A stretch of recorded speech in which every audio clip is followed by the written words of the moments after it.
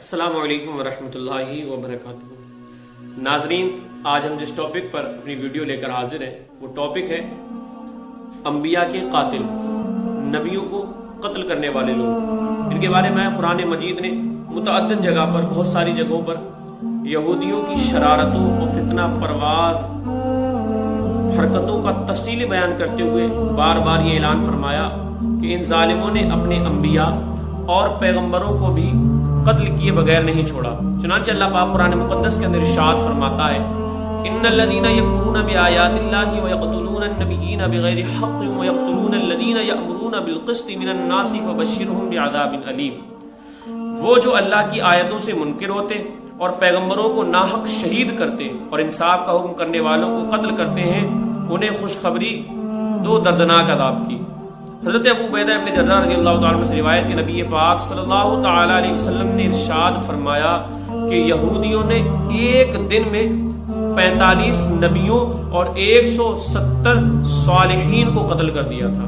اللہ اکبر، جو ان کو اچھی باتوں کا حکم دیا کرتے تھے۔ رضان ملت اسلامیہ، ایک دن کے اندر یہودیوں نے 45 نبی، 170 صالحین یعنی نیک بندوں کو قتل کر دیا تھا۔ انہی میں حضرت یحییٰ علیہ السلام اور حضرت زکریا علیہ السلام کو بھی قتل کرنا، آپ کو شہید کرنا شامل ہے۔ آئیے سنتے ہیں حضرت ابن عساکر نے المستقصی فی فضائل الاقصی میں حضرت یحییٰ علیہ السلام کی شہادت کا واقعہ اس طرح تحریر فرمایا ہے کہ دمشق کے بادشاہ حداد بن حدار نے اپنی بیوی کو 3 طلاقیں دے دی تھیں۔ پھر وہ چاہتا تھا کہ بغیر حلالے کے اس کو واپس اپنی بیوی بنا لے۔ اس نے حضرت یحییٰ علیہ السلام سے فتویٰ طلب کیا تو آپ نے فرمایا کہ وہ اب تم پر حرام ہو چکی ہے۔ اس کی بیوی کو یہ بات سخت ناگوار گزری اور وہ یحییٰ علیہ السلام کے قتل کے لیے کوششیں کرنے لگی۔ چنانچہ اس نے بادشاہ کو قتل کرنے کی اجازت لینے پر مجبور کر کے اجازت حاصل کر لی، اور جبکہ وہ حضرت یحییٰ علیہ السلام مسجد جبرون میں نماز پڑھ رہے تھے، بحالت سجدہ ان کو قتل کرا دیا اور ایک تشت میں ان کا سر مبارک اپنے سامنے منگوایا، مگر کٹا ہوا سر اس حالت میں بھی یہی کہتا تھا کہ تو بغیر حلالہ کرائے بادشاہ کے لیے حلال نہیں۔ اور اسی حالت میں اس پر خدا کا یہ عذاب نازل ہو گیا کہ وہ عورت سر مبارک کے ساتھ زمین میں دھس گئی۔ اللہ اکبر۔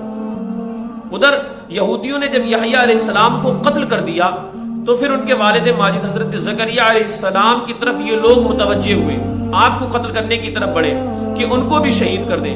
مگر جب حضرت زکریا علیہ السلام نے دیکھا تو وہاں سے ہٹ گئے اور ایک درخت کے آڑ میں روپوش ہو گئے۔ یہودیوں نے اس درخت پر آرا چلا دیا، اس درخت پر آرا چلایا۔ جب آرا حضرت زکریا علیہ السلام پر پہنچا تو خدا کی وحی آئی کہ خبردار اے زکریا، اگر آپ نے کچھ بھی آہوزاری کی تو ہم پوری روئے زمین کو تہو بالا کر دیں گے، اور اگر تم نے صبر کیا تو ہم بھی ان یہودیوں پر اپنا عذاب نازل کر دیں گے۔ چنانچہ زکریا علیہ السلام نے صبر کیا اور ظالم یہودیوں نے درخت کے ساتھ ان کے 2 ٹکڑے کر دیے۔ اللہ اکبر۔ اس میں اختلاف ہے کہ زکریا علیہ السلام کی شہادت کا واقعہ کس جگہ پیش آیا۔ پہلا قول یہ ہے کہ مسجد جبرون میں شہادت ہوئی، مگر سفیان ثوری نے سمر بن عطیہ سے یہ قول نقل کیا کہ بیت المقدس میں ہیکل سلیمانی اور قربان گاہ کے درمیان آپ شہید کیے گئے، جس جگہ آپ سے پہلے 70 انبیاء کو یہودی قتل کر چکے تھے۔ اللہ اکبر۔ بہرحال یہ سب کو مسلم ہے، سب جانتے ہیں کہ یہودیوں نے حضرت یحییٰ علیہ السلام کو شہید کر دیا، اور جب عیسیٰ علیہ السلام کو ان کی شہادت کا حال معلوم ہوا تو آپ نے اعلانیہ طور پر اپنی دعوت حق کا آغاز شروع کر دیا، اور بالآخر یہودیوں نے آپ کے قتل کا بھی منصوبہ بنایا۔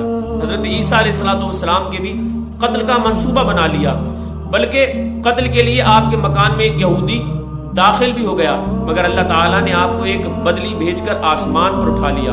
عزیزان ملت اسلامیہ، یہ واقعہ انشاءاللہ تعالی ہماری نیکسٹ ویڈیو کے اندر آپ کو حاصل ہوگا۔ اس کے لیے ہماری اگلی ویڈیو کا انتظار کیجیے کہ کس طریقے سے اللہ تعالیٰ نے عیسیٰ علیہ السلام کو آسمانوں پر اٹھا لیا۔